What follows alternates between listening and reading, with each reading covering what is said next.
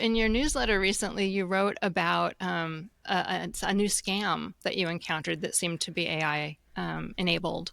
Right. So there have always been so many scams targeted at writers, especially those who are trying to market and promote their books.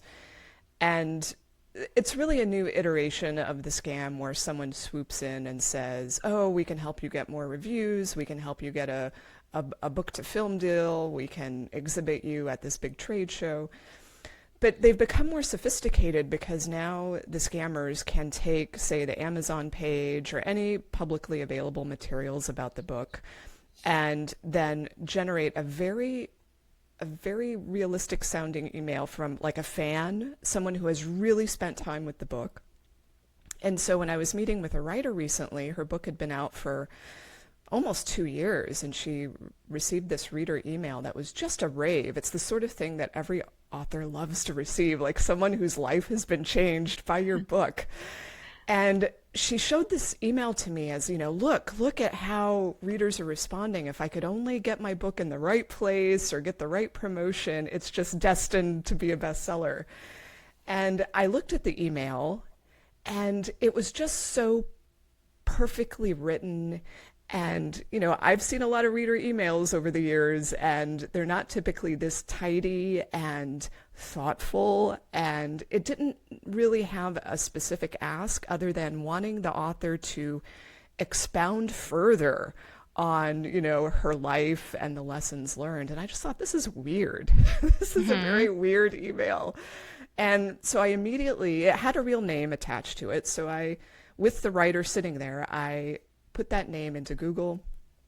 It immediately turned up a LinkedIn profile for that person who's a freelance editor saying, "Someone is using my name to engage in marketing scams with authors. Please beware and report them to the FTC." Wow. Of course, I showed that to the writer. I said, "You have been taken, and I hope you haven't engaged further with this person." We didn't go into those details. I think the person may have been embarrassed at being taken, as writers often are. There's a lot of shame surrounding, getting caught up in these scams. But I think the signs here are pretty clear if you have engaged with AI.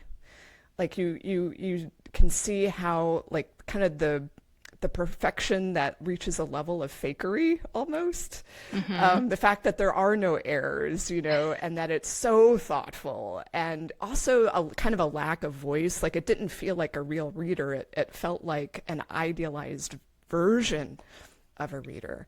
But of course, if, some people may not be able to catch that sort of subtext if they don't have a lot of experience with reader emails. So I guess the way that you could detect it is maybe just doing what I did, which was Googling the name to see what comes up.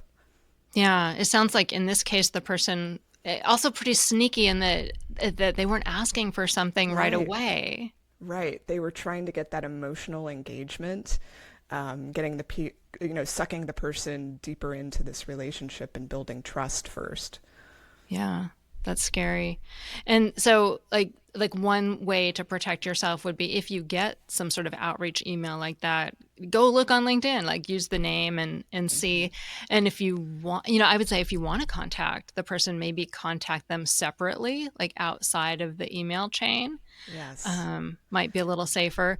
I just thought of something too. Like a lot of people are using AI, not maybe not a lot, but people are using AI to write their emails and things like that now. So it could have also been a real person who had been using Right. AI to clean up their writing. Right, right. That's what makes this so difficult, because there are certainly legitimate people who may contact you with the help of AI. So it's, you know, you end up going back to the kind of foundational ways to avoid scams, which is don't pay money to someone that you don't have some other supporting evidence that they are who they say they are. You have to double and triple check their business and their track record, look for testimonials, look for pictures and names and physical locations.